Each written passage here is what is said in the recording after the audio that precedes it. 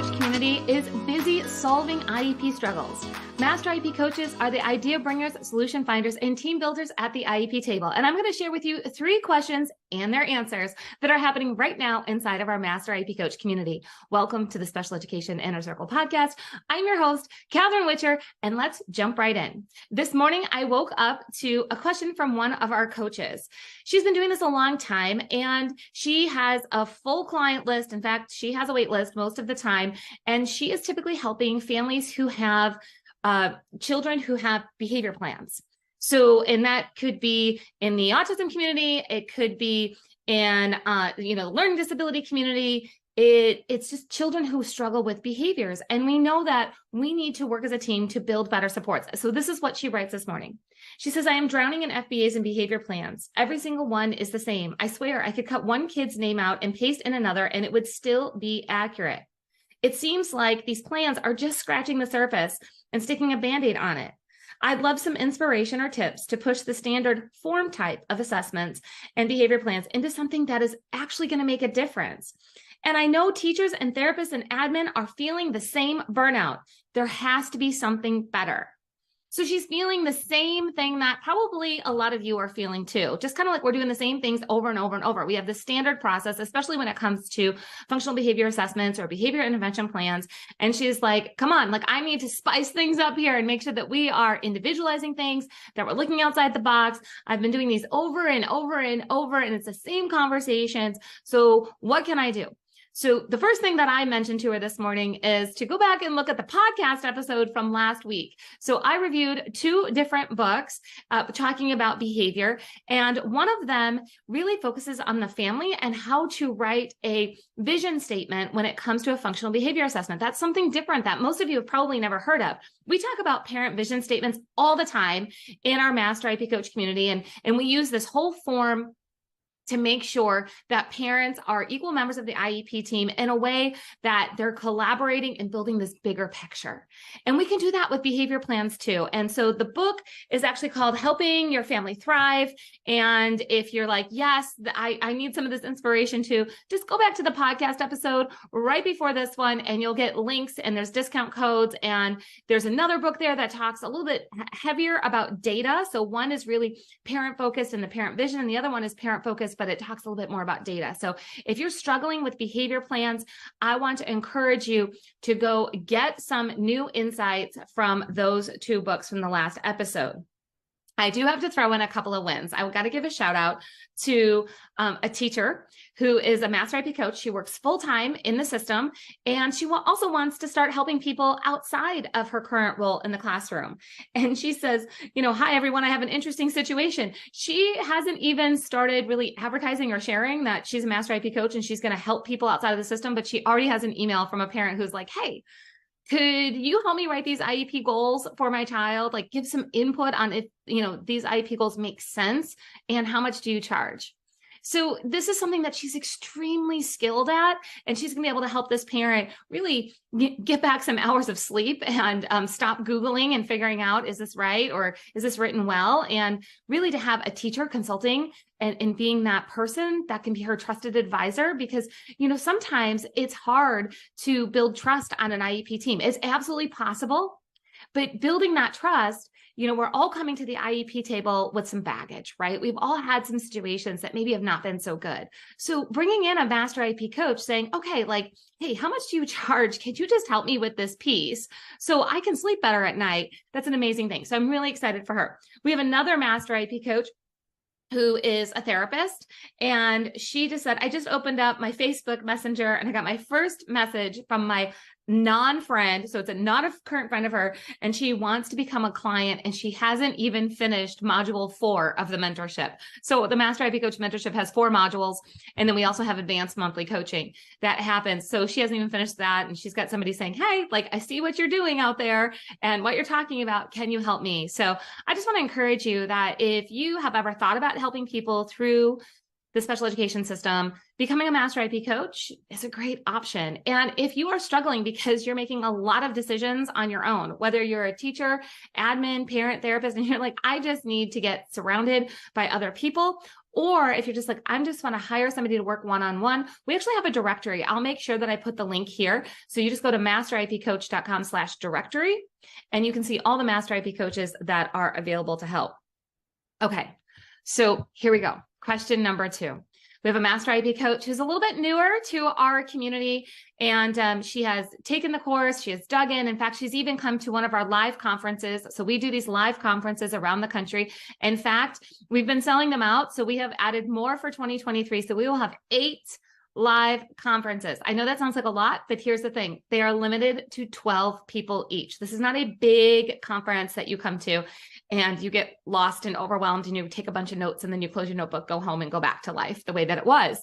This is a truly small group intensive session where you get the IEP help that you need. So this Master IP coach, she has taken the online course and she's come in person and she's in our network so she can ask questions. And she says, you know, I'm reading a pre-K evaluation where they used the wrong child's name the majority of the way through the report. Oh, bummer, right? Now, here's the thing. I've been traveling for 20 years teaching IEP workshops. And one of the first things that I ask is it the correct name throughout your child's IEP if I'm sitting in a room full of parents? And some parents are like, I can't believe you would even ask that. Like, how silly is this workshop going to be? And then there's always one parent in the room that's like, actually, I fixed it, but I had already found it. Or they're like, I didn't even notice. Look. And this happens. So we have to be really careful as teachers and admins and therapists. I know there's some things that you're going to cut and paste. Like, let's just get real. You are not going to necessarily type every word brand new into every IEP. However, it is a different level of cutting and pasting when you are forgetting to take out a child's name. So let's just make sure that we're doing it, because here's what's going to happen in this situation. We're going to assume that this assessment has not been done for this child because they pulled the report from another child. Now, our assumption could be wrong, but that's where the parent is like, I don't even know if my kid was even given this test because I have no results that would show that. I only know somebody else's results that were in there. So now we have to look back and say, what tests need to be given? Were they given at all? Were they partially given? Did the data get mixed up between 2 kids? Like, what happened? So now we're kind of starting from scratch, and that's going to put our data collection behind in our timeline that we're hoping to help get a child services, right? Because this is pre-K, which means we've got a young one who's struggling, who needs to get help, and now we got to start over. So number 1, if this has ever happened to you, you're not alone. Okay, mistakes happen. Number 2, let's be diligent about making sure that this doesn't happen. Okay, and number 3, if this does happen, starting back from scratch is most likely the best situation that you're going to have, right? So just going back and saying, okay, if we need to extend this timeline a little bit and we need to give a different test, or we need to have somebody else test, or we need to just look at a bigger picture of how we can collect data quickly because we have to get some answers fast, but starting over and making sure that there's no worry. Because here's the thing, if we just say, no, it's fine, let's just move on, there's always going to be this doubt in the parent's mind, and there's going to be that lack of trust, and that's not okay. So we have to do whatever we need to do to build back that trust. We need to own that responsibility of like, oops, right? Like, it happened and I can't take back that it happened, but I can make it right. So I hope that doesn't happen to you, but if it does, just know, take the responsibility. Let's start back at scratch and let's earn that trust. Okay. This next one I love, because this time of the school year, in fact, any time of the school year, it doesn't matter when you're listening to this. We happen to be recording in October. In fact, I'm recording on Halloween, but any time of the school year, you can be looking at changing a child's placement, right? Sometimes the placement just doesn't work out long-term, and we need to make sure that a child is in that least restrictive environment. We need to make sure all the supports are being delivered. There's a lot of things that have to happen with placement, right? So this Master IP coach said, does anyone have a tool that they share with the families who they're working with, that they give to the family as they go visit other programs and classrooms within the district? You know, something to help them think through the visit. I have a client who will be seeing 2 different programs along the full continuum of placements, and I would love to give them something they can take with them so the visit is more productive. Yes. I got to answer that one and say, yes, actually, it's in module 3 of the Master IEP Coach Mentorship. It's essential checklist for student success. And one of the checklists is making sure that the parents and the Master IEP Coach and the team are all thinking about some things that often get forgotten as they're going to look at new placements or new classrooms. So I'll share a couple of those with you. But this Master IEP Coach, she was able to go jump into the module.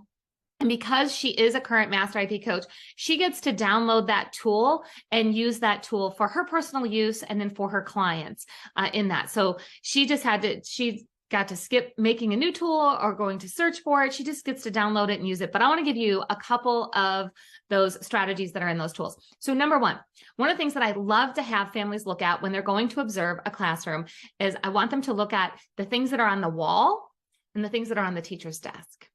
Now, for all my teachers that just went, oh gosh, like my desk is a mess. That's okay. That's okay. We're not looking for like neatness when it comes to your desk. We're looking for like, what do you have going on? Like what, like do you have some curriculum books? Do you have, fidgets that are at your desk? Like what do you have at your desk? There's nothing right or wrong because here's the thing, every child is different. But a teacher's desk says a lot about the classroom. So it's more so just being observant, not judging, just observant. Because we all know that depending on what type of, classroom you're in, your desk looks different, and that's okay. The other thing that I want the families to look at is the stuff that's on the walls.